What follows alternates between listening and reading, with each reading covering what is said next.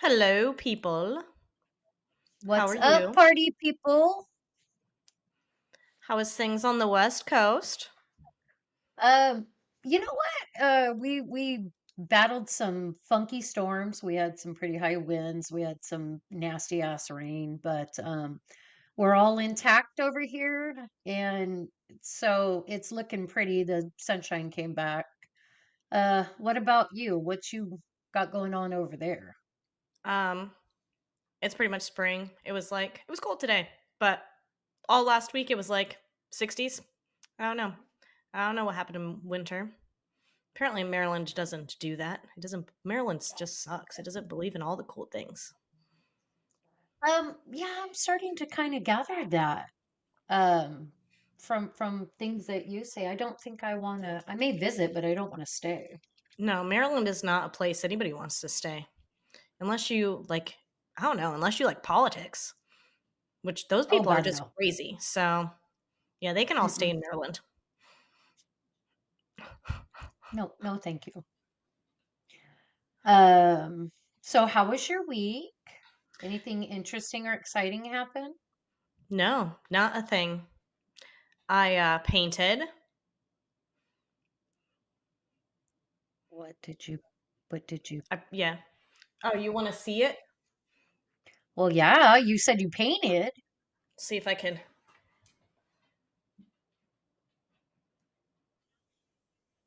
No Yeah. shit, you painted that? Okay, so guys, there it's a Friends canvas, but it has all of the horror figures. Got Jason, Chucky, Michael, Jigsaw, Hellraiser. Yeah. Ghostface, Freddy, Hellraiser, Pinhead. Did I you see know. the new one? No, I haven't seen the new one. You got to see it because they play homage to the original Hellraiser, but a lot of people said they didn't like it because it wasn't identical to it. But that's the point. You don't Right. want it identical. You No. want a new envisioning. And Clive Barker, he was in on the whole project, so it's a good one. I liked it. I'll give it a go. I didn't even know they made a new one, to be honest. Hmm. It's got a chick for a Cenobite. Ooh, some boobies. Yeah. And in all honesty, she wasn't the first woman I'd ever wished to drag me to hell. Oh, Lord. Uh, so I'm super proud of myself, guys. I made myself a pineapple upside down martini, and it is amazing. Hire me as not only your director, interior decorator, but I like being director, so you can call me that. But as your bartender too, I'll make us drinks and I'll craft and put weird shit in your house all day. I'm for sale. That scurrying around that you hear is me running out to the car to get my credit card, because those were magic words. Those were magic words. Although unfortunately in California we call that prostitution. Um, not that you believe that, but no, that drink looks really good. I'm unfortunately basic because it's not 5 o'clock here. If I would have Yeah, been smart, I you would would have have gone with it. counted. Yeah, laughs 5 o'clock. I So know. I don't know if some people realize that we are on opposite coasts. There's a 3 hour difference between us. mhm. So sometimes Yep. figuring So out the time frame when we are going to record seems to be a little bit difficult sometimes, but we have managed. I feel like we we have a good have, routine and now. I believe so, and I look forward to recording days. I think about it all weekend. Just to be able to sit and bullshit with this amazingly intelligent woman, and then all of you guys that are listening to us to get to um, listen to what we're bringing you. And the feedback is amazing. Please keep sending us feedback. Go to where you get your uh, pods and give us a like, give us a share, give us some stars. Tell us what we're doing right. Tell us what we're doing wrong. We want it all. Yep. Constructive criticism. It's always the best. Call us call us all the bad names in the book and we'll change and be better, or we'll decide that you're just an asshole and maybe And you we'll can go head fuck you in yourself. the future. Yeah, there you go. You can just go shit your pants. Yep. Okay. So, BJ, hello, Okay. my bestie. She listens to our episodes when, like, either we're not talking on the phone because we're delivering, or if, like, today I'm off and she's at work. So I go rolling up, and it's like 4:30. We get off at 5, and I pull up and I roll my window down because I'm gonna, talk to her. Puts her finger up and is motioning for me just a minute. So I'm like, okay, she's not talking, so she's not on the phone with anybody. What's going on? So she finally rolls the window down and she's like, I was listening to the Mothman and I just had to get past the butt plugs part before I could talk to you. I said, and what do you think? And she just looked at me, shook her head, and rolled her window back up. I mean, I am I took this test on, I could tell you it was like BDSM.org or something, right? And it's like a personality test. I would have to find it, but it gives you like all of your categories, like sexual interests. Like there's stuff Mm. on there that I didn't even realize it was a thing. And It, yeah. my top one is experimental. And I'm like, Oh, and I was like, oh God, what does that say about me? that you're damn fun on a Saturday night. That's exactly what it says.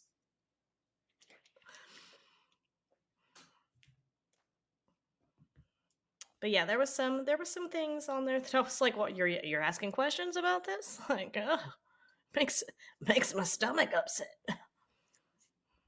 And then just imagine you're sitting there going like, ugh, And that's somebody not else is like, okay. "Oh hell yeah!" Have I I told didn't you? know it had a name. Have I ever told you about the horse guy? Yes. Oh, nope, nope. I'm gonna lose it. Nope, you did. Oh, And I cannot go past a horse and not think about that oh, dude. yeah. Dating apps suck, Mm. guys. Don't post pictures of yourself with a horse on there. Don't do it. That is your warning. Um,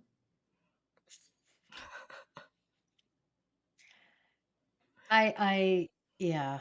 Um, Before I met my wife and I was dating, I was a serial dater, and Serial date. What does a serial dater I was a mean? serial. How often did I you mean, date? Like, is a probably a serial dater multiple people at the same time, or you just, like, dated one, broke up with them, and you immediately had a new one, like, the next day? pretty much, pretty Oh, much. man, It kind of I wish I had that game. it was, you know what though? It was fun, but it was hard because um like you would go out to dinner a couple times and then you might have intimacy and then the next thing you know, you've got a text message and this person is telling you that they're in love with you. And so that's usually when I'd have to um like, I think we should see other people. In fact, I've Oh, been seeing 3 others so you're already, and you're the guy in my life, apparently.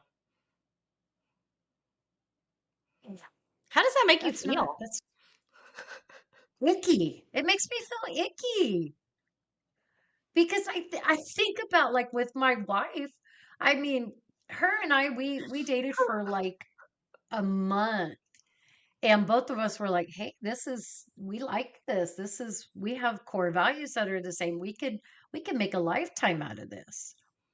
And I just now thought about, like, what would have happened if I had said to her, "You know what? I want to share my life with you. I really feel strongly that I'm falling in love with you, and her to be like, "Oh, sorry. I don't catch feelings." Yeah. Yeah. That's So, the story of my life. That's exactly what happened with the last guy I was dating. Like, I really like you. And he's like, you're great and all, but I don't think you can make me happy. And I'm like, what the fuck? Like, I'm the nicest person you're ever going to meet. I make everybody happy. What's wrong with you, bro? but very true. He didn't realize that he would have gotten, a thick goddess that could cook and, was romantic. No, he was stupid. He was very stupid. Typical. Very typical. We should do like, I don't know, we should do like a special for Valentine's Day and get a bunch of people on to talk about their horror story dates. I'm down. I am absolutely down. I got a list of people. I got a list of people. We should do Oh, this. but I can't record next Tuesday because I'm going to be watching my future husband play hockey. Just, so you're aware. The 13th. Darcy, Darcy Kemper, Mm-hmm. if you're listening to this, I hate you. And I love you so I much. don't know you. I Oh, don't know you, but I you're so hate cute. You're you. not a very good goaltender, though. You need to practice a little bit more, bro.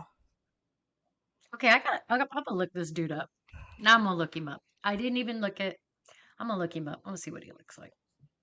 It's fine. He's like 30. He's a baby. Blonde hair, blue eyes, like 6'2", probably like 250 pounds, all muscle. Oh, yeah. Oh, okay. Darcy Kemper. Um.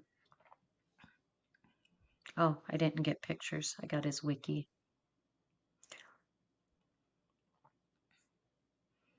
All right. Darcy Kemper. I'm waiting Whoops. for the reaction. Okay. Hmm. Poker face, guys. Poker face.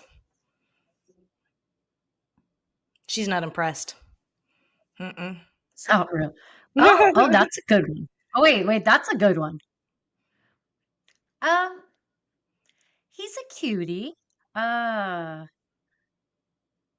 he's got a nice smile. I'm surprised he has all of his teeth, He's a considering. goaltender, of course. They always have their teeth. I have a specific type. They have to have teeth, okay? I like the goaltenders because they have their teeth. My all-time favorite player in the world is named David Abisher. He now plays for the Swiss teams. But he used to be like the second string goalie for the Colorado Avalanche for a while, and then he went to the Canadians, I think, and he was like the second string goalie for them. The worst goaltender of all time. But oh man, was he gorgeous. Good old David What was his Abisher. last name? Abisher. Abishur? Aebischer. Oh, I found it. No. No, you don't think so? It, no. Okay. Were you in love with this one, or was this just I like him because he was a good player? Oh no, he was an awful player. But that was also high school me. So obviously my standards have changed. Your taste has improved tremendously. This dude looks like, and nothing against you, Mr. Hockey Man, but you literally look like you're searching for the same word across your forehead for 30 minutes. He's very blank in the face, but I He's guess like to a have, serial killer. Maybe that's why I liked him. He's got the serial killer stare. um, I would go for that. Yep.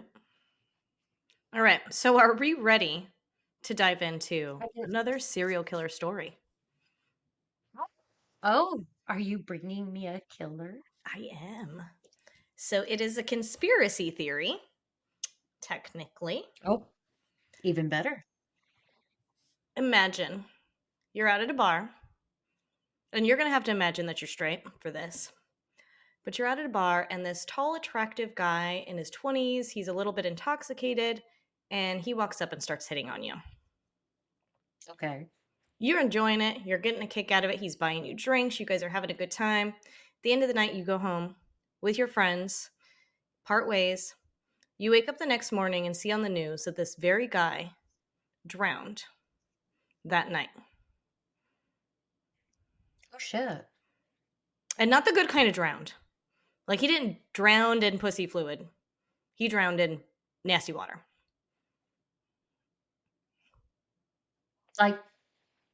Like a what, an ocean? A Mm-hmm. lake? Streams, oceans, just any bodies of water.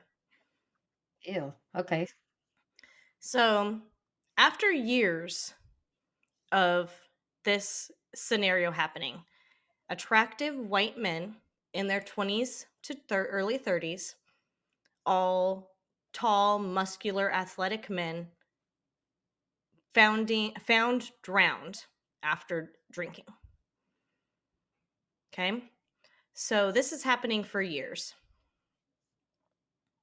People start to connect the dots. And they're like, there's too many coincidences here for any of this to be one off cases. So And now, is this in the same area, or is this no. kind of So it's across the from like northern mid United States all the way to northern east. So across all of those states. There's oh, okay. 40 plus cases that people have linked with the same circumstances. Over Shit. 40 of Okay. them. So this is where the theory of the smiley face serial killers was born. Ah, yes, yes. I know this So one. is it a Yes. far-fetched idea, or is the smiley face killer really out there? Oh, What do you this one's think? going to be fun. Buckle up, guys. This one's going to be fun.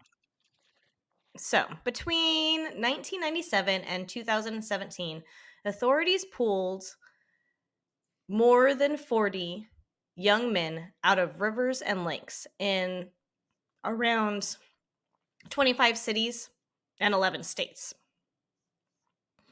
All of them are what we just talked about: college age, popular, athletic, white men. Nearly all of the men were seen leaving bars or parties, and they were intoxicated at these bars and parties. Now, I'm really only going to talk about a handful of these claimed cases because they just had the most information on them. Um, but the start of the theory was with two police officers. And they were retired New York City police officers, and they had started their own private investigator business. Their names was Kevin Gannon and Anthony Duarte. I don't know if I said that right, but close enough. So any good true crime addict, they were like, there's some connection going on here. And they started to dig into all these deaths. Well, at And the least they one were in the right field. Yeah, that's true. The one thing that they found with nearly all 40 cases was there is a smiley face spray painted within 10 or 15 feet of where the body is found. Given the presence of the graffiti and the similarities among the victims, the two investigators insisted that the deaths had been the work of serial murderers. And this became widely known as the smiley face killers theory. So one of these retired detectives was quoted saying, "They're all psychopaths. They have no remorse." The Center for Homicide Research states that none of the smiley faces reportedly were found near the bodies of more than a dozen victims matched each other. So basically, only about 12 of the smiley faces matched. So all the rest of them were different, which is where it comes Okay. that there are multiple killers. That's what I was just going to point out is there's obviously more than one person at work here. So of course the faces are going to look different. They're all putting their own kind of signature on it. Right. They also this research also suggests that it's just random graffiti and that there's no correlation with the murders or the death scenes because not very many of them were actually classified as murder. Majority of them were either suicide or accidental deaths. However, Kevin and Anthony 100% backed their theory, and they insisted that all the cases were linked and that there was a serial killer on the loose in 11 states. So the Center for Homicide argued, and they put out press conferences and media, all this kind of stuff, trying to bring the frenzy down that there is no serial killer. These are accidental deaths. There is nothing going on here. They were quoted saying, people are willing to believe that something is happening, and this is because throughout history, society has always needed to produce monsters to explain the unexplainable. Okay, I'm going to call bullshit on that. We have enough organic, um, where was I trying to say? Basically, we have enough evil, organic evil in this world, in our states. We don't have to make this up. Right. I There, agree with that. there, there are copycats, there are wannabes, and then there's the original monsters. Right. And I mean, with like the dark web and everything, it would be so easy for people to talk about this and plan it and succeed at doing this. Multiple people. I'm sure there was some sort of online chat about it. I don't doubt that. Look at sex trafficking. Sex trafficking literally started out as a few pimps who decided they wanted to capitalize on what they had, and they started abducting boys, girls, men, women, and sedating them or getting them hooked on illicit drugs and sending them to wherever or completely selling them to Hmm. people. So it's not far fetched. How do they get it? It's not like an ad in the newspaper. Right. So this detective duo that we have going on here, um, they say that the death of Patrick McNeil, who was a college student, was the one that triggered them to realize that there was a connection with all of these other deaths. So Patrick drowned in New York City in 1997, which is where the 1997 comes in. There's multiple that were before that, but this is the one that they really caught their interest. So at the time, Patrick's death was ruled accidental due to alcohol intoxication. But Kevin disagrees after talking to the medical people about the autopsy, and he reviewed the crime scene and evidence photos. He basically told Patrick's parents that he thought the death was a homicide and he was going to prove it was a homicide. The night Okay. Patrick was last seen, he was leaving a bar called the Dapper Dog in Manhattan. Patrick's friends and family searched tirelessly for him after he didn't come home from the bar, right? And this was April 7th in 1997. His body was found floating in the water near a pier in Brooklyn. Okay. He was 21 years old when he died. It seemed like an accidental drowning, but there were things that just kind of were off guard, especially like on his official autopsy report. And the evidence from the autopsy report suggested that someone had killed him and then placed him in the water. His intoxication wasn't just from alcohol, there was evidence that he was drugged or had also been using drugs. Okay. People that saw him at the bar said that when he left the bar, he was on foot walking, and that a car was tailing him, was driving slowly behind him as he left the bar. The autopsy pictures have clear ligature marks around his neck. There's also charring to his head and torso. You don't burn when you're in the water. How does a body get charred if you accidentally drowned?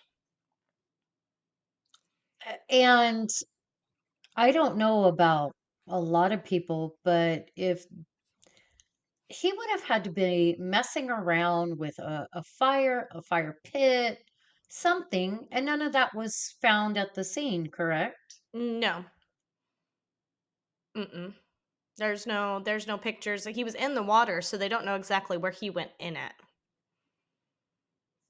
Um, but And if I the remember, if you remember, sorry, if go ahead. I remember correctly, he did not have water in his lungs. No, he didn't. He was dead before he went into the water. Yeah. Um, so the retired detectives concluded that he had been stalked, drugged, abducted, bound, burned, killed, and then dumped into the water. These two detectives were Oh, sure that they had a murder on their hands. And they were about to determine that Patrick was far from the only victim. And like I said before, this is where the smiley face killer theory is born. So the detectives began working on the smiley face killer even more intensely after learning other young men had died in eerily similar ways. So at this point, we can dive into the other ones that I've kind of dug through. Um, at some point, Kevin and Anthony enlisted the help of another retired detective by the name of Mike Donovan and a sociology professor, Lee Gilbertson. And so now they have a team of 4. And these are the ones that all 4 of them start researching through cold cases of drowning deaths. So the next one that they kind of come across is Christopher Jenkins. He was a University of Minnesota student. Have you heard this one? As you go along, I will probably pick up on it. I think I know, but I don't want to say anything until after you do to, because I don't want to throw out information that's not right. Okay. So Christopher Jenkins had been pulled out of Mississippi River in Minneapolis after a night of bar hopping with his friends 4 years earlier. His official cause of death was an accidental drowning. So if I read through everything correctly, he was either missing for 4 years and then drowned, or he had been in the water for 4 years, but I think he was missing for 4 years because his body wasn't that decomposed. Like, there wouldn't have been much left of him if he was in the water for 4 years. But I Yeah, digress. no, he'd have Right. been a buffet. And his death too was listed as an accidental drowning. His parents would not accept this. They did not. They insisted that the police needed to investigate this as a murder. They said he was loaded into a vehicle, a van driven around, and eventually murdered. His mother, Jan Jenkins, told CNN. He was murdered and thrown away like a piece of trash. So Christopher had vanished at a Halloween party in 2002. And it was 2006 when an informant finally came forward. He was somebody in prison that came forward and gave the police enough information that they changed his death on his autopsy from accidental to homicide. I couldn't find what information that they got from this informant. So, but it was apparently enough. Then the next one is Todd Geeb. He was also 22 years old and he went missing June 12th, 2005. So he was at a bonfire. This should be the guy with the burns, Yeah, I was just thinking that this would be the guy that's been charred. right? So he was at a bonfire in Casanova, Michigan. He was reported missing later that day by his mother. And of course, there was this huge manhunt. Apparently, the story is the night of his disappearance, Todd made several calls. One of them was to a friend who heard him saying, "I'm in a field, help," but then the call was dropped. Todd's body was found 3 weeks later in a lake. And this was a lake that had been previously searched. Like everyone else, his death was ruled drowning. Oddly enough, Todd's head and shoulders were sticking out of the water as if he had gone for a swim. Todd's remains also had very little signs of decomposition, which would have been present if he died on the day he went missing. But he had been missing for 22 days when they recovered his body. They found alcohol and antidepressants in his toxicology screening, and it was reported that Todd was not suffering from any forms of depression or anything, and he was not prescribed antidepressants. So I looked up the half life for different antidepressants, and they range. So, if half life is, if for those of you who don't know, half life means um, it gives you half of the time that it's thought to be completely out of your system. So the half life for majority of antidepressants is anywhere from 8 hours to 39 hours. So given a full life dose of something, those antidepressants would have been completely out of his system in 7 days, which means he had taken something. He was out partying or something within that 22 days. He had to have taken antidepressants before 7 days of him drowning. Which is weird to Right. me. Where was he for these 22 days? Right. And And antidepressants don't sedate you. um not generally. Most of the time it's like anxiety meds that Right. sedates you. Well, You but know, that's what, sleeping like, meds. my first thought was maybe somebody was using it to sedate him to keep him for the 22 days. But antidepressants just really don't work that way.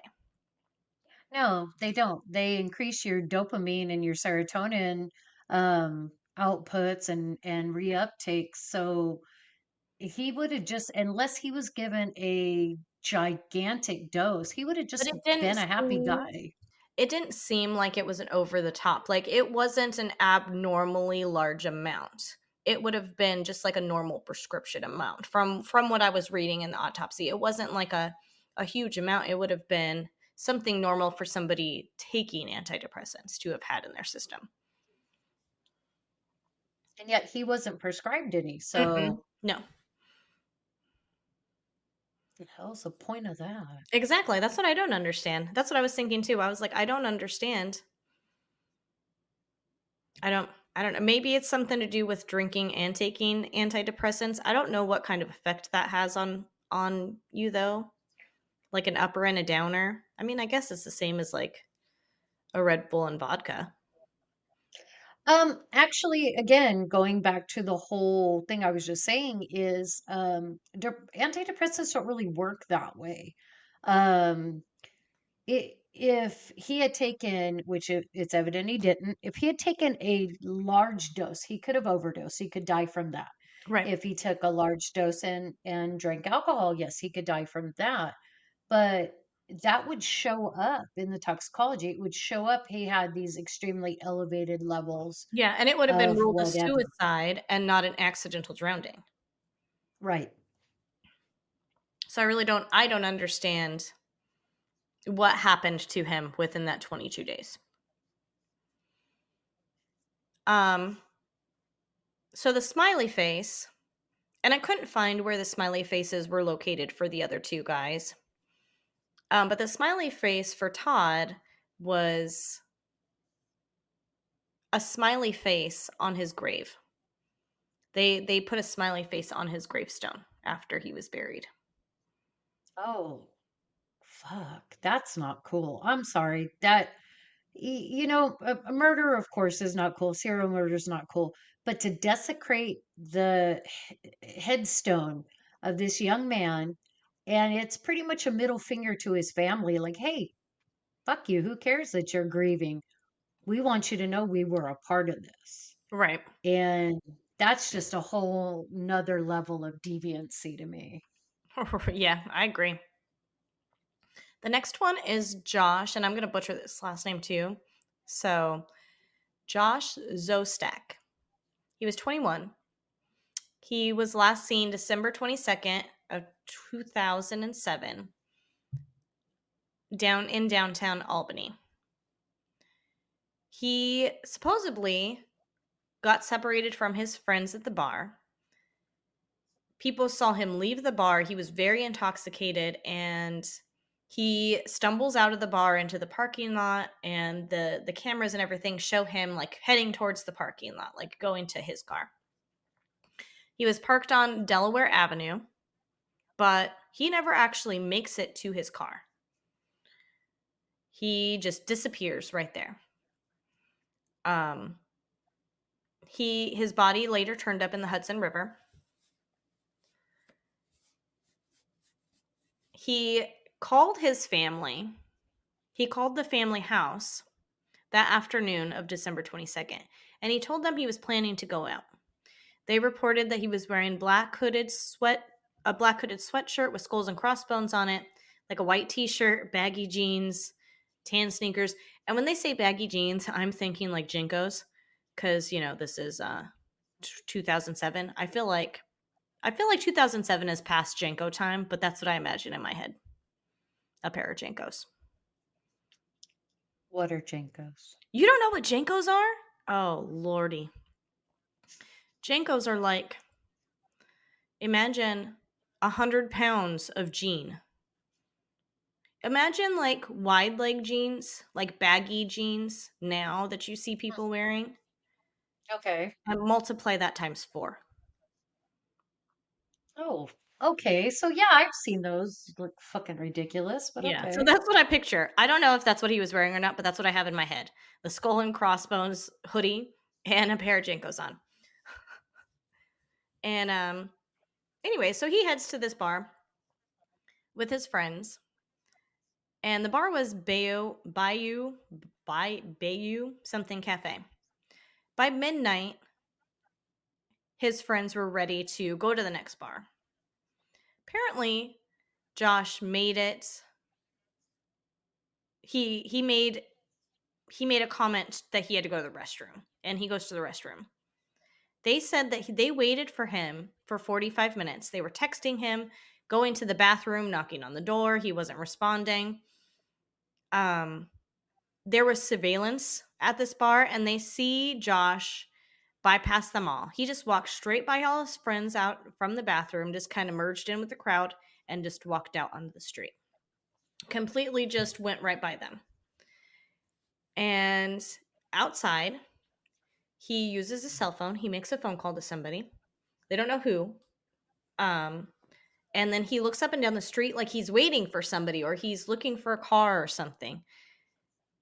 And then he just starts walking to where he parked and just kind of walks off the view of the camera.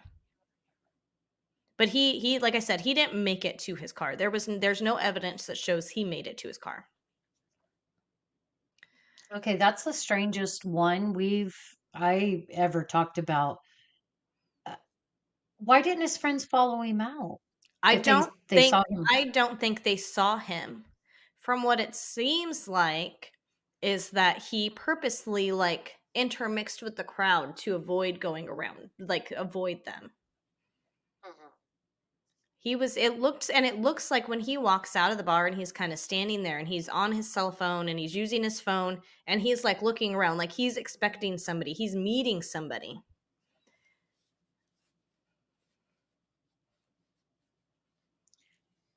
Um, what is the probability, in your opinion, that there was a female involved?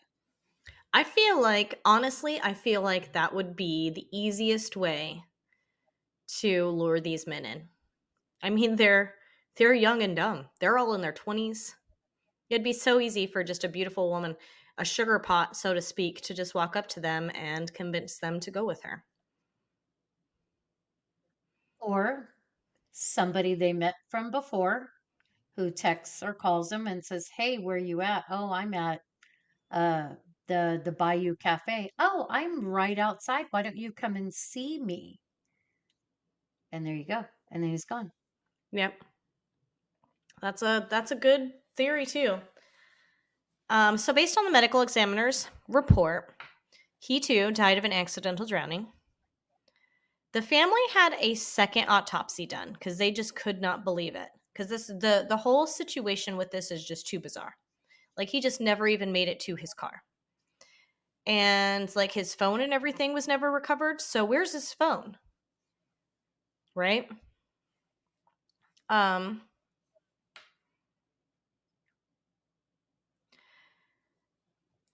the police apparently suspect that his phone was stolen. It's what's on the police report. But Obviously.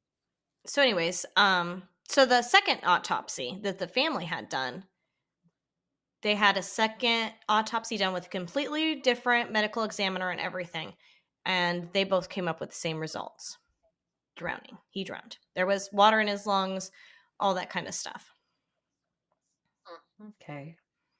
So the twist to this is that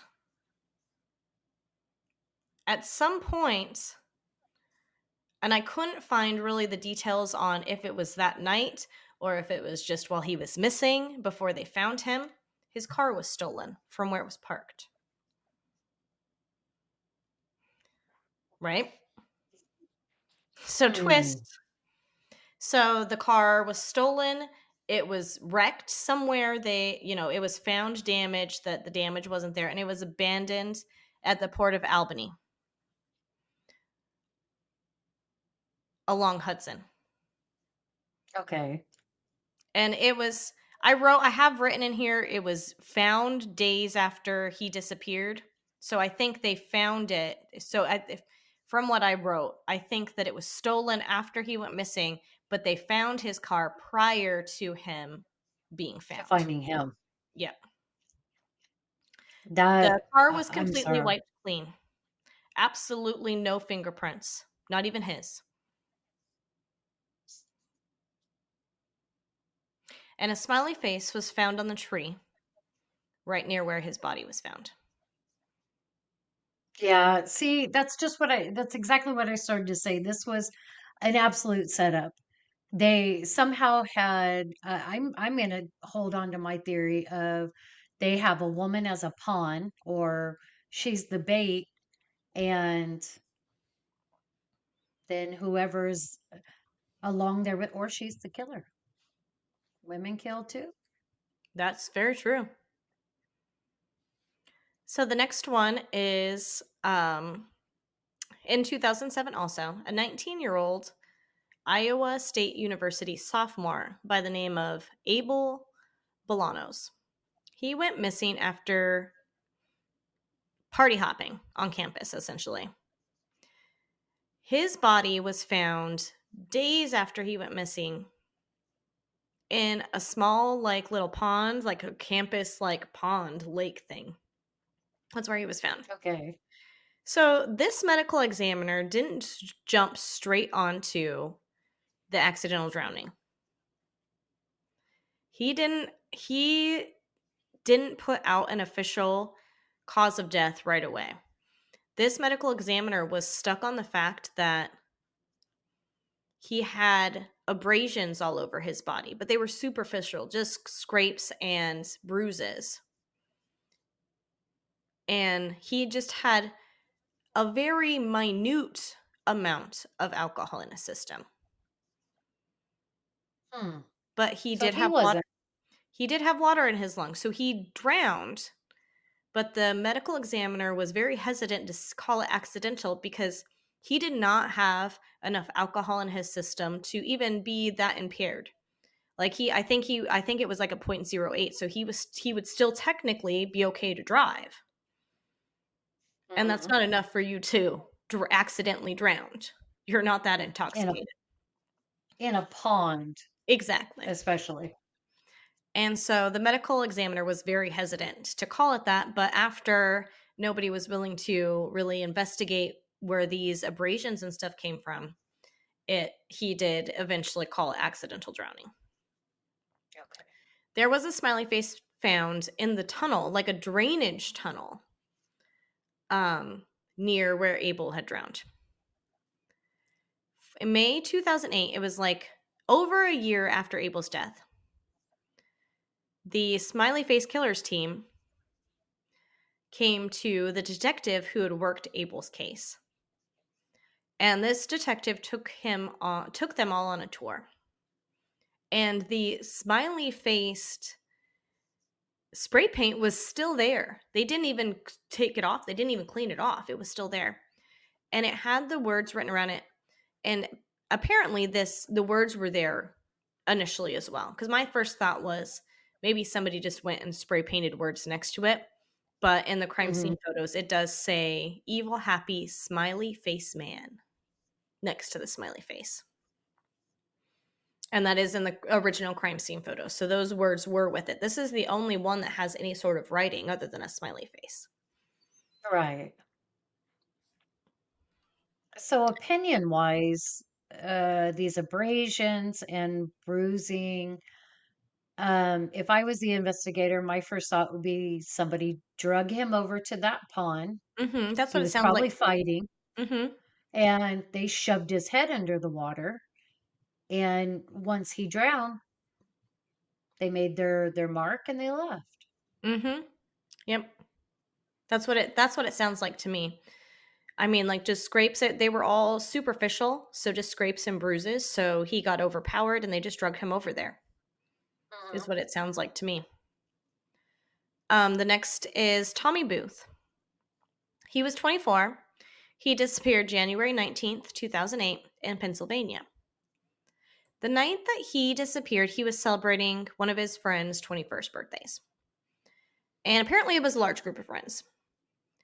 The bar that they were at, this one had surveillance footage as well. So I love the ones that have surveillance footage. I actually watched it all. I was like, this is so interesting. Um, but this is one of those ones that is super weird to me because they catch the group coming in,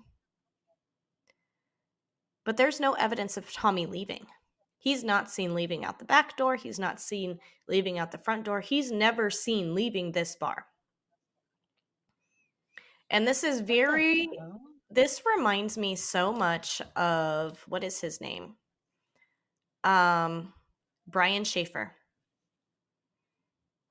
Brian Schaefer is another one that went into a bar that had what on the camera show him going into the bar and he's never seen leaving the bar and they've never found him to this day. Mhm. Um That's what I was so thinking. So Booth is never seen, or Tommy. And all these articles and stuff, and it drives me crazy because I don't mind last names since I was in the military, but I feel like using the victim's last name is just kind of taking away a little bit of personal aspect of them. Yeah. And so I really try to make sure when I'm writing them that I'm using their first name. I just feel like it's more personal towards the victim. Um, Well, and it gives that family, the victim, it gives them that dignity mhm, because you're not desensitizing everybody who's listening with us. We're not desensitizing them to the fact that this person, here's his first and last name, had something unbelievable happen to them and they didn't survive it. right. Yeah. So 2 weeks after he went missing, so he was apparently in this bar for 2 weeks, even though even after 2 weeks they didn't see him leaving the bar. His Hey, body was found. the lines to the bathroom in a club, they're ridiculous. So That's true. maybe he was still in line. Yeah, after 2 weeks, I could see that. You know It's been what? so long since By that, I want to go to a by club. That by would be fun. I haven't been to a club in forever, but when we went to a couple concerts last year, I went into the the men's bathroom because the women's bathrooms, The the line is line always is long. always, yeah, it's I do the 10,000 same deep. thing. I do the And I same thing. went in them, I went in the males, I came out, and this guy looks at me, he's all startled, and he's like, "You're a woman." And I looked at him, I said, "Don't assume my gender," and walked out with his mouth, hanging wide open. And my friend that went with me, she looked at me, she's like, "You just came up with that, like, quick on your feet." I'm like, I don't know where it came from, out of my ass, I guess, but Oh, Lord. Ugh. So 2 weeks after he went missing is when his body was found. He was found face down in the creek right behind the bar.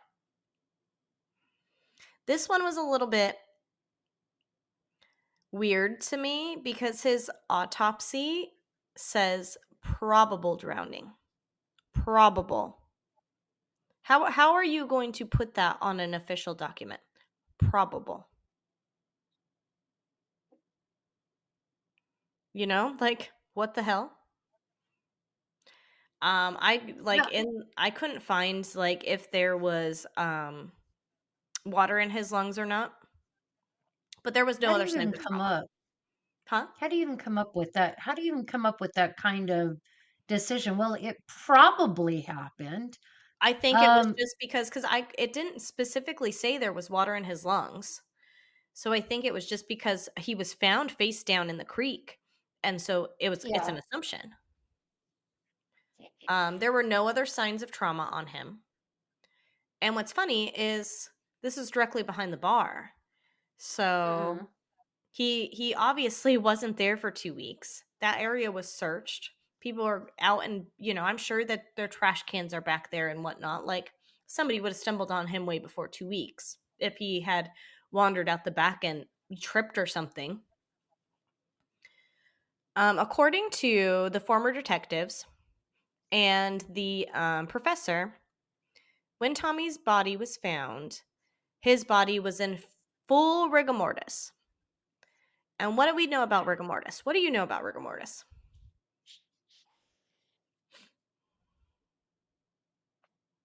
Sorry. Somebody decided to answer that for me. So rigor mortis, can it sets in what, about 24 to 48 hours. Hmm. Your muscles and your joints are stiff. The blood starts to pool. So whatever front, back, side he was laying on, there's going to be a large pooling of blood. It's going to look like a giant bruise, and I know they call that lividity. Hmm. Um, so bodies that don't show any sign of being stiff or have any kind of insect activity on them, they're fresh. Or they're past rigor mortis because rigor mortis stays like your muscles stay tight and stiff for only 36 hours. So once rigor mortis sets in, it only lasts for 36 hours. So if he was in rigor mortis, he was in with that 24, he had been there for 24 hours to 36 hours. It only lasts like 12 hours, right? So that means that he was alive So now, that 2 weeks. yeah. So now the idea is kind of coming to me.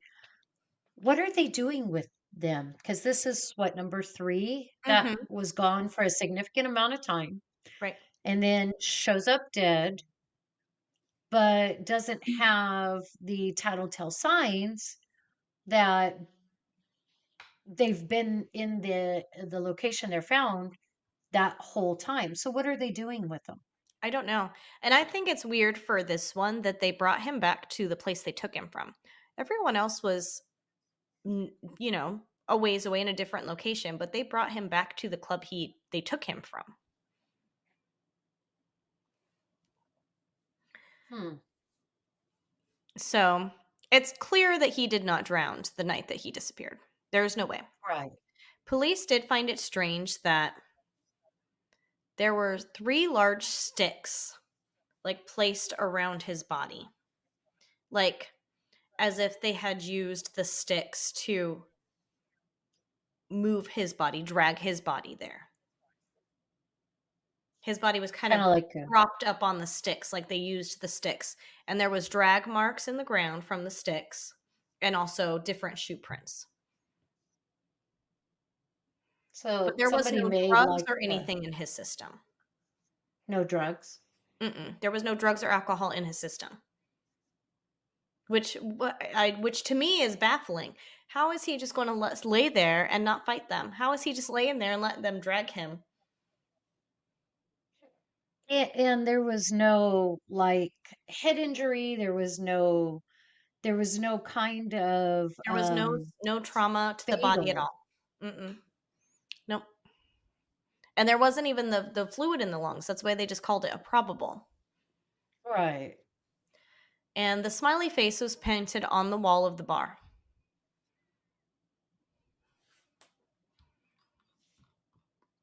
In September 29th, 2006, 21-year-old Lucas Human vanished from Wisconsin. The day that he disappeared, Lucas was celebrating Oktoberfest. You know, Ah, I good know times. Oktoberfest. And after a night of bar hopping, and I don't know why I wrote that because then my very next line says he went home at 10 p.m. So he did not do a night of bar hopping. I strike No, he that was from the record. He was an old man and he went to like one bar and had a drink and then he was home or trying to go home by 10 p.m. He sounds like one of us. He's in his late oh 30s. yeah. But anyway, so Lucas and he's going like him and his friend are both decide they're leaving. Lucas gets separated from his friend on their walk home. And I really had a hard time like even finding any statement or anything from this friend. I couldn't even locate a name of this supposed friend. But apparently, this friend ended up in the ER with a head injury. He was found on the sidewalk or on the side of the road, and he was picked up by the police and taken to the emergency room. Okay. And so I wonder if he doesn't remember because of the head injury, right? Um, so that I mean that's like Lucas and this friend are walking home. The cops find this passed out guy with a head injury on the side of the road. No Lucas. Lucas was supposed to go golfing the next day with some of his friends and family. And that's when they realized that he was missing, when he didn't show up. So, of course, they do a search. They go to the bars and review all that stuff. According to the police reports, a day later, there was a hit and run by an SUV owned by a local band member. And this local band played at the bar that Lucas went missing from. So they had canines come out and search the area. And apparently, the dog hit on this SUV while searching for Lucas. But it was the search of the vehicle was inconclusive. They found nothing. So maybe just some DNA on the outside or I mean, he could something. have easily walked by, touched it, or something. Yeah, yeah. On October 2nd, so 3 days later, his body was found in the Mississippi River. Like everybody else, it was an accidental drowning. And the autopsy noted that there was an acute alcohol intoxication of like a 0.10. Oh.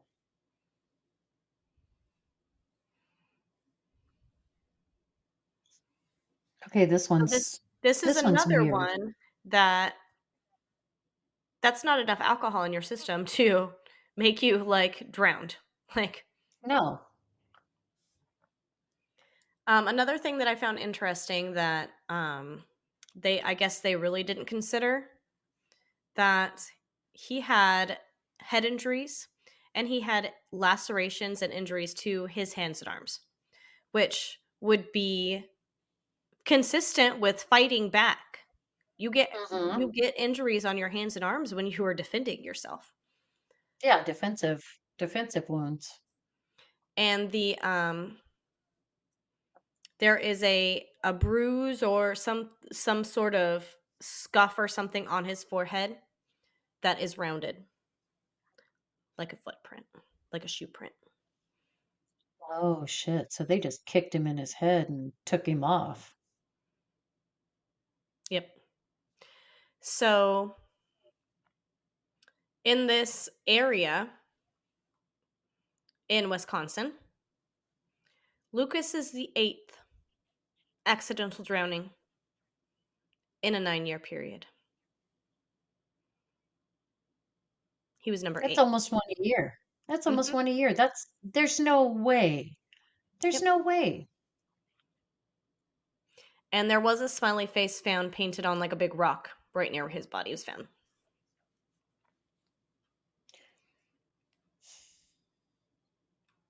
Okay. I get there are times that people want to belong and maybe someone just decided to paint it there. I seriously doubt that. This is organized. This is uh it's they're all connected. It may not be the exact same person considering some of them had, scuff marks and had defensive wounds and others didn't. But this is a league of people. This is Oh yeah. not Oh yeah, one it's a person. it's a gang. It's a gang of them. So the next one is 24-year-old William Hurley. He was a Navy veteran. He went missing after leaving a hockey game. This is my like male version of me. So I'm going to I just started hockey saying, on the 13th. So call me. I should be home by like 11 o'clock. If y'all don't hear from me, I may be dead in the water somewhere. Just saying. Smiley face oh, got me. nah, fuck that. I'll I but come find you. I'm safe because I don't have the right equipment. I'm good. I'm good, guys. Never mind. Yeah, you're far from a 20 something athletic dude, but still, Anyways, he went missing from a probably. Bruins hockey game in Boston on October 8th, 2009. William went to this game with two friends. Halfway through the game, his friends say that he called his fiancee, whose name is Claire, and told her that he was ready to go home and to come pick him up. So this is definitely not me because I'm not leaving halfway through a hockey game. So I digress. Anyways, so he goes outside to meet Claire, and when she arrived, he wasn't waiting for her outside. So she calls him to find out where he is. And she apparently said that he answered the phone and he was being really kind of weird. And he was like, no, no, no, you have to go to this other address and you need to turn here. And so she's getting turned around trying to find him. And then she calls back and some man answers the phone and tells her to pick him up at 99 Nashua Street. And then William gets on the phone and says that his phone battery is going dead. And then he never answered again after that. So Claire drives to this address that was given to her, and he's not there. She called him and called him and called him, but of course he's not answering. So she said she drove around for an hour before going home, thinking that he must have just gotten another ride home or went back into the hockey game or whatever. She gets home and he's not home. She reported him missing that next morning, and lots of searches and stuff were conducted with him. It was 6 days later that he was found in the Charles River. And he was found very close to that 99 Nashua Street address that he had given his fiance. Okay. Investigators said that there was no signs of foul play, but his death was ruled an undetermined drowning. So this is another term that I find very weird to me because they say undetermined when they can't decide if it's accidental or like suicide or homicide. So, undetermined drowning, so they don't know if it was homicide or accidental? Uh, How do you not? I mean, Right. suicide is going to have a pretty clear you're going to be able to step out and see and know like, okay, he did this to himself. There'd be rocks in his pockets. He'd have a bag with rocks, something that's going to weight him down. So, after some time of fighting, William's family was able to get the autopsy report. And he suffered severe blunt force trauma to his head. His eye socket was broken, and he had lacerations and injuries to his left leg. So he fought hard. Hmm. He fought hard. There was alcohol found in his system, like everyone else. Yeah. But to me, that I mean, if you say he slipped and fell into the water, he would either have the eye socket injury or the blunt force trauma, but not both. When you slip and fall, Mhm. you impact once. You don't go flipping around, you know? Unless you're up on a real high uh But then perch he or would have something and impact. But then he would have yeah, impact breaks and things like that. yes. His neck would be broken or something. If he fell from high enough, and or legs would be broken. I don't know. It just seems bizarre. And this too, of course, this one too had the smiley face painted on a tree near the river. So now we're January 1st, 2000. Not Y2K, guys, Y2K. This guy, Brian Welson, he survived Y2K. And he was out celebrating surviving Y2K with his buddies. He was a Northern Illinois University junior, and he went missing in Chicago. He was an avid soccer player. Okay. So this guy's very athletic. He could probably run away from anybody. And, they go out, they're celebrating Y2K. And his friends say that he really didn't really drink that much. He only had about 3 drinks throughout the whole night. But by the end of the night, he seemed way more intoxicated than he should be. Yeah, Okay. because soccer player, he's gonna have metabolism that's like the road runner. So Mm, yeah. And his friends say he only had 3, maybe 4 drinks throughout the entire night. But by the end of the night, he was throwing up and he was falling down and just overly intoxicated.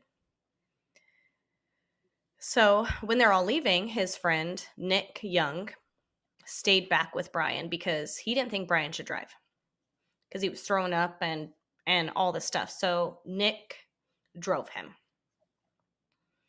He told Brian to get out of the car, like dropped it off on the curb of wherever they were going, and he went to go park the car. They were staying at some hotel. And so he drops him off at like the front door of the hotel, goes to park the car. Several witnesses see Brian like walk away and see him vomiting on the street. Well, Nick doesn't realize that he didn't go inside. So he goes inside, he goes up to the room, and Brian's not up there. And he looked for Brian, couldn't find him, and finally reported him missing around 1 p.m. the next day. It was supposedly around 4 a.m. when they got back to the hotel, right? okay. So after some extensive searches, his body was found March 17th, 77 days later. It washed ashore on the beach in Gary, Indiana, 30 miles south of Chicago. Police said there was no signs of foul play, and his death, just like the previous death, undetermined drowning. The police believe that he walked to the edge of Lake Michigan, about a 5-minute walk from the hotel, and fallen in. And then was washed 3 miles away? 30 No. miles. Co 30 miles. Mhm. come on, guys. His blood alcohol level, 0.08. He wasn't even legally drunk, Mm-mm. but he was throwing up and acting Mhm. very intoxicated. Yep. Yep. So this one didn't have, I couldn't find a smiley face associated with it. Mhm. Um, the next is, I think this is the last victim that I have is Dakota James. He was 23 years old and he went missing from Pennsylvania. So we had two in Pennsylvania. And his is the most recent. January 25th, 2017. Dakota went walking back to his apartment after a night out with drinking with his friends. It's around 11:30 at night, and he never made it home. The last sighting of him was caught in a surveillance camera in the downtown area. So the surveillance footage shows him entering a dark alleyway and never coming out of the alleyway. That was the last time he was ever seen alive. The following morning, when Dakota didn't show up for work, his boss called his family and was like, "Hey, he's never late. Like he's never not shown up. What the hell's going on?" And so the family ends up filing a missing persons report. Dakota's parents later hire a private investigator because the police weren't doing anything. So the family Okay. gets a private investigator, and that is when they finally start searching for him. His body was What found the on March. hell? His body was found on March 6th, 40 days after he disappeared.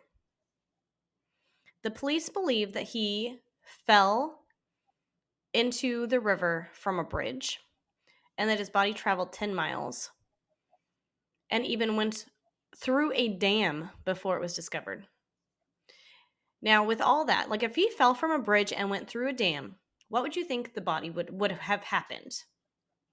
I'm Broken foreseeing it bones, would have to have missing been, skin. yeah, Yeah. chewed up. It would look like it had gone through a No, grinder. no visible damage. He wasn't even that decomposed. So clearly, he had not been in the water for very long because he'd been missing for 40 days. He had not been in the water for 40 days because he was not even hardly decomposed. And there was no visible damage. No visible I damage. can't get behind that. I can't get behind that. I don't believe that at all. And I can't see how educated, seasoned investigators are going to stand there and say, "Oh, he went through a dam and he fell off a bridge, but look, his corpse is pristine. Right. Like he just laid down and died." So Kevin and Tony, which are the two retired detectives that start this whole smiley face killer squad, Mhm. they now are 100% that they are chasing serial killers. It's not just one person, it's a network of people killing. And they suggest, and I don't know where they get this, but they are suggesting that these smiley face killers are motivated by envy. And I can't find why. Like, there was nothing stating why that they think that's the motive, but perhaps maybe they have some suspects in their head and they are not attractive, white, athletic men in their 20s and they're envious. There's a reason that they think the motive is envy. Well, yeah, I can kind of see that, but not this many, not in this many areas, all for envy.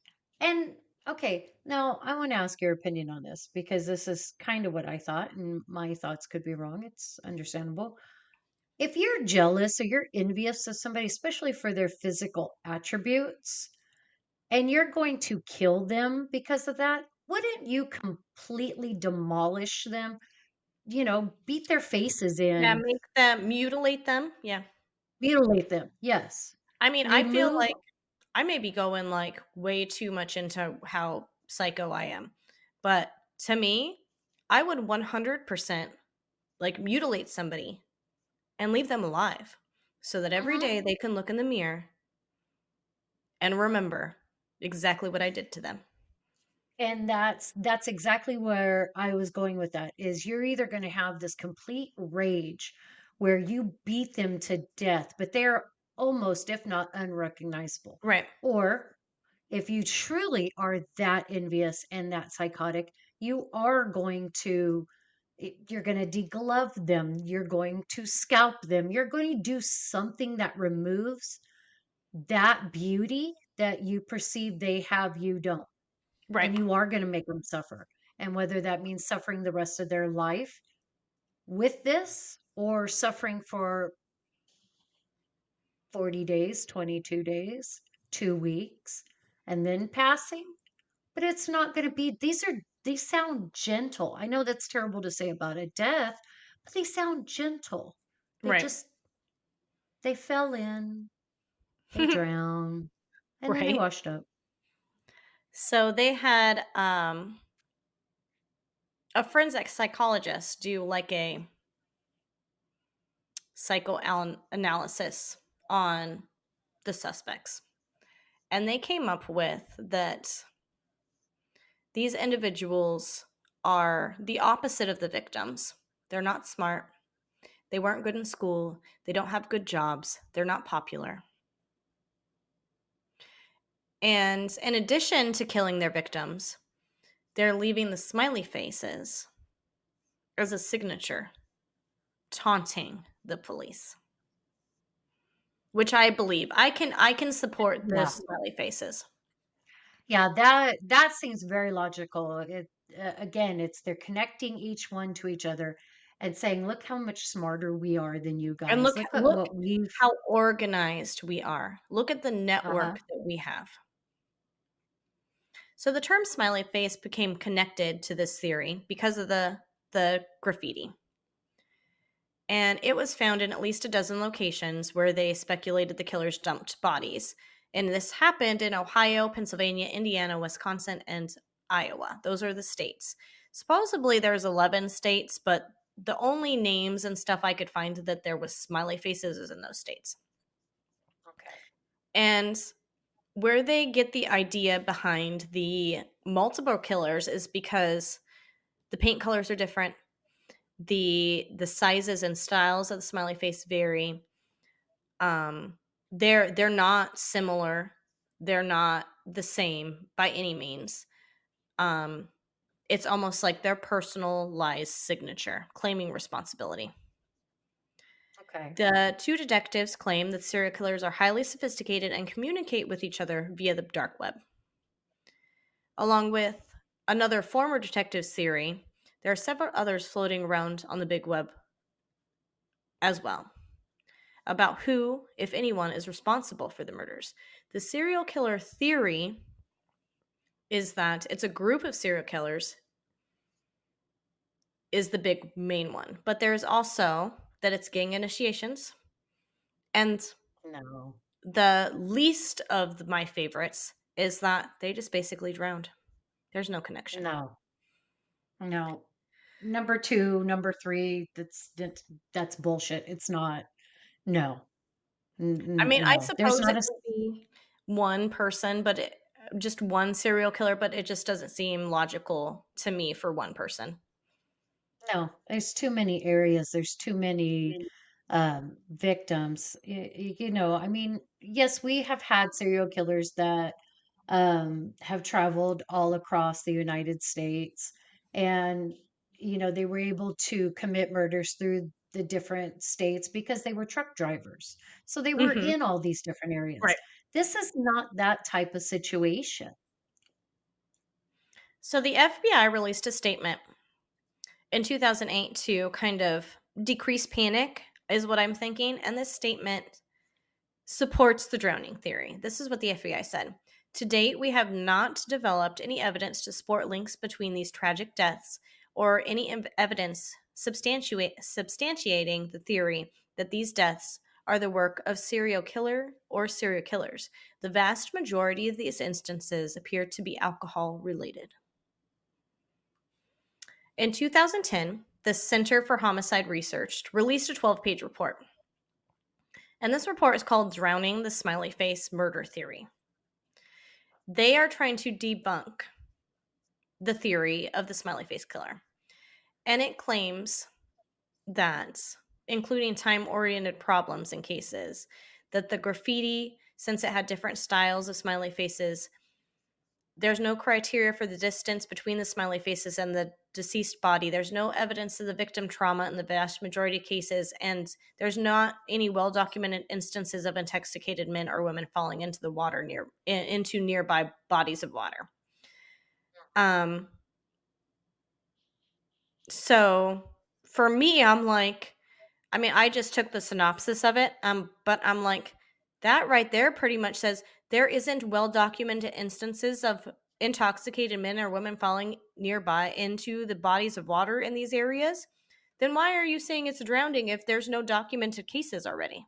Like, you're not supporting the claim that this is not a serial killer with this. I didn't actually read the whole 12 pages, but I got that far and I was like, oh, I'm done. Well, yeah, because okay, so there's not I think it's my theory.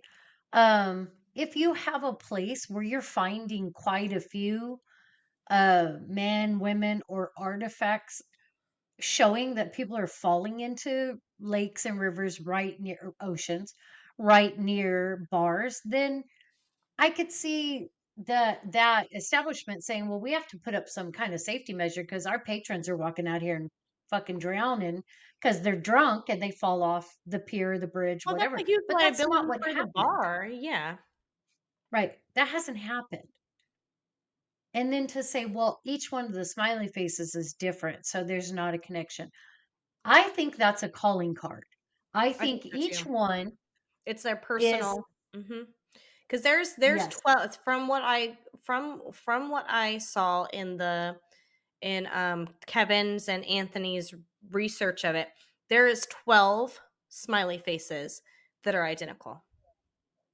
Okay. And there was a couple other ones that had, like, multiple smiley faces that were identical, but out of, like, the whole 40 that they have that have smiley faces, there's onesie-twosies, but the majority was a 12, and then it's just, there was another one that had, like, 3 or 4 that were identical, and then, ones and twos maybe match.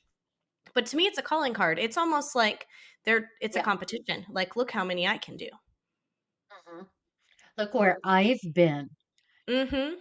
Yep. So it's a tag. It's just like, when you have the graffiti, when you have the taggers. The one I think about the most, I can't think of his name, but the young man who created the Obey um graffiti that had Andre the Giant on it, Oh, and then yeah. that went into urban, clothing and stuff. He he had so many different ones, but it always had the same kind of block script on the bottom that said obey. Right. And that was the same thing as him saying, look at where I've been, look at what I've done. Same thing. These smiley faces are calling cards to the other ones in this group that said, hey, look, our group have done 12. You've only done 4. You better step it up. Right, exactly. What about the So, theory of a hunting club, like in Hostel, like the movie Hostel? yeah, I could see that. But They're I abducted. don't really feel like they're, I mean, unless there's more to it, like they're stalking the victims for much longer, because it doesn't really say, but then I don't know, just the amount of time between they go missing and when their bodies are found is what baffles me. Yeah, I know. I was thinking maybe they got abducted. They're I held. would I They're would think that if auctioned. they're hunting them, then they would have, like, scratches and stuff from running away, you know? Yeah. Yeah, that's very true. So, Um, in all of this research, I came up with two more possible victims. okay. And this is just based on the demographics. This is just based on age, race, sex, basic build, all that kind of stuff. And these are cases that any true crime addict is going to know. And I already said one, Brian Schaefer. Walked into the bar, seen on the footage, never seen leaving. He's never been found. The second one is Brandon Swanson. He's the one that Oh, drove his car into the ditch and was talking to his dad on the phone while walking. And the last thing his yeah. dad hears is him screaming, "Oh shit." And he's never been seen or heard from again. Yes. That of all the cases I have ever read about, researched, that case scares the shit out of me. And that right there feeds my fear of somebody I know, somebody I love, and I'm talking to them. The next thing I hear, "Oh shit," or "Oh God," or "No," and then the phone goes dead and you never hear or see from them again. That's nightmare fuel. It is. And I came across this, and I'm not sure exactly where I saw it, but it made me think of this. And I pinned this person as the suspect just in my little brain. Um, there's no real link to this person in any of these cases. But I just saw this little factoid and was like, this is the smiley face killer, this guy right here. His name is Luke Helder, and he's known as the Midwest pipe bomber. So Midwest is where all these murders happened. We're gonna call them murders because that's what I think they are. And he planted pipe bombs across the United States in the shape of a gigantic smiley face. He went to different Oh shit. states and put pipe bombs throughout the United States. So then when they exploded from space, you would see a giant smiley face. That says ringleader to Obviously, me. it didn't happen. He was caught, but yep, Luke The Luke idea Helder. was there. Yeah, The and idea was there. this is the ringleader. He's the cult master here. Oh, it has to be. It has to be. Because who else is going to think about that? I'm going to create a bomb, and when it goes off and they're looking at it above, it's going to be a giant smiley face. Right? Oh, and I'm going to do that just coincidentally with the people that are spray painting over here and killing people. Mm-hmm. Bullshit. Right. Bullshit. They're It's linked. together. It's got to be linked somehow because smiley faces, like bad boys, don't give a fuck about smiley faces. They don't. Mm-mm. I don't think so. Oh, I don't. I've never dated a bad boy. I don't know. They don't want anybody to smile. They just want everybody to be pissed off all the time. Uh, I get that. I get that. I mean, most of the bad boys in our serial killer groups are they like pentagrams and severed breasts and women's suits. But a smiley face could be that could be there too. Maybe. Oh, maybe it's somebody in one of our groups. Watch out, guys. Would it We're be on to wrong? you. Would it be wrong to ask for a an autograph? Like just be Just like, I tell know all of it's them that we you. want them to spray paint a smiley face for us and we'll compare. Then we'll compare. Yeah. Or take pictures standing by it. Yeah. Smiley face. Right? We're not 20-year-old athletic men, so what do we have to worry about? Nothing. We're safe. We're safe. I'm not athletic. Even when I was in shape, I was not athletic. So I really have nothing to worry about. I don't know if I'm considered athletic or not. Consider myself thick. I got a dump truck ass. Can't run very fast at all. They're gonna catch me. I I wish you guys could see my face right now. Got short little Um, stubby legs. Yep. Can't go. There's no go in this. my wife played soccer for 30 years. She played all through junior high. She played high school. She played college. And she has the build of a natural born athlete. And I when we first started seeing each other, I told her, I said, you're my ideal woman. You were that dream girl in high school because I'd go watch all the girls' sports because I yeah I just did.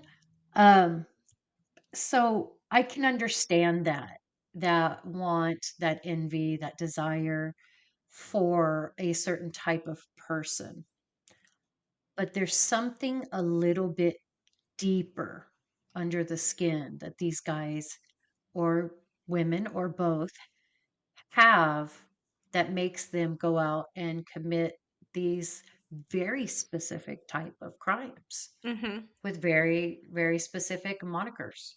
And it's the same MO. They definitely have it planned. Nobody strays from the plan. What if it's a contract? What if they have a certain chat room on dark web and it's contract, Huh. and you complete this contract. If you stray from the instructions that you're given, you yourself are the next target.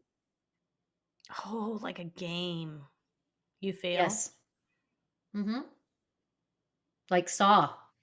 Yeah. Oh, this is the real life Saw. We It figured could it out. be. It could be. Yeah. Hey, Kevin, and what is Anthony. partner Alex Anthony? Anthony. Hey guys, we in a hour and 30-minute podcast episode, we figured this out. So royalties coming my way. Right. You guys need to talk to Jigsaw. He's the ringleader. Mhm. On Yep. a serious, on a serious. This is one I would like to cover, and anybody that wants to join us on this, I would absolutely love your input. Um, there is a theory now. It's been out for a little bit that the son of Sam was This not reminds me of alone. Son of Sam. Mhm. This reminds me of Um, like a cult, sort of David like the son of Berkowitz. son of Yep. Sam theory. Uh, David Berkowitz went into an investigation room and told investigators that he was only one of many. It's not, I did hear it's, that. That would yeah. be an interesting one to do. I definitely want to do that because I just watched the documentary. I didn't really think a lot about it, but I really want to dive into that. I want to. I think that'd be good. Because it is asinine to think that there are too many people interested in the actual physical carrying out of murdering another person to not share their thoughts and ideas with other like-minded people. So Right. we would be ignorant to think that when somebody is killed, it's only one person that does it. That's not even feasible. Right. It's not. I mean, it happens so often that obviously it's not just a one-off. Right. Right. And look at, I'm going to use the podcast community as an example. Look at how many of us are like minded who have linked up with each other, listened to each other's episodes, commented on each other's episodes, talked about with others the things that we're all interested in. And it's all pretty much the same criteria. So you can't tell me there are not deranged people out there that are like, hey, there's got to be other men that like pantyhose and wear them while they murder women. It's not even feasible to think that that would be an out of this world concept. I don't know. I feel like if a man is trying to murder me and he's wearing pantyhose, I'm not going to stop laughing. I hope Um, he tucks it back because I'm just imagining like a dick pulled up in the pantyhose and all smashed in there, because they're tummy control. He's got tummy control ones on. um, I think the first thing I would ask him is if he got my good ones out of the drawer. Because if he got the $20 ones, I'm going to be pissed. Oh He's yeah, yeah. You got stretching to them get all the out. $6 ones. Those ones rip way too easily. Like, Yeah, yeah. I get the egg. pop out the egg, be like, "Look, if you're gonna assault me, you gotta use $3 ones. If you touch my $20 ones, I'm gonna kill you." Right. Oh, Oh, Lord. guys, And with send us a that, guys, message. Yeah, what send was us a message. Tell us what you think. yep. I want to know that you guys think about this stuff too. I'm sure you do. And just what are your theories? What would you do if you were investigating this case? That's a good question. I'm going to post that question. The sneaky snake over here and I are I say that because that's what's under her name. We're going to post these questions and please hit us up, guys. We want to know what your theories are in this. What would you do if you were an investigator on the Smiley Face Killer case? Yep. I don't know. Now that you've brought it up, I feel like it's very, very similar to the Son of Sam cult. This is a smiley face Yeah, cult. it has to be. It has to be. This is not an isolated incident. It is Mm-mm. not he stumbled out the bar and fell into a lake. No. He wasn't even drunk and he's found floating in the pond at school. I mean, that would be like This me going and drowning in the Patuxent River after my one vodka or my one vodka. That's what I made with this. I can't. Obviously, I'm drunk because I don't even know what alcohol I'm drinking, guys. But you know what I mean. Like um okay, that's well ridiculous. don't go stumbling near the river. You But if you well, I do, my ass floats. I think. I hope. um I know I float. I'm buoyant as hell. All Um fatty tissue is floaty. We're yeah, safe. I'm okay with We're that. safe. I'm okay with that. I just wish it would keep me warmer. It's insulation. It doesn't keep you warm. You're in California. What are you complaining about? Oh, it's cold. We're so spoiled with 70s, 80s, 90s, hundreds weather that right now, let me see, what does it say? Right now, in where I'm at, in the county I'm at, I'm in Merced County. It is 56 degrees and it's cloudy. I've got on a long sleeve t-shirt, I've got on a sweatshirt, I've got on big old thick pajama pants and socks, and my little nose is cold. Well, It's not I've really got on warm right now. my little sweater thing and a just a work Celtic gown. shirt. Yeah, and no pants. I'm not wearing pants. And it's 36 degrees here. Oh, miss, she's not wearing pants. He's not impressed. Not Huh. impressed. Now, if I Get, said chicken, he'd be hell yeah. upset. Hell yeah. Everybody loves chicken. All How right, can you guys. not? Well, on that note, we're going to be chickens and cross the road. We're going to cross the road and cross it with us, please. Until We'll see next you on the time. other side. Bye.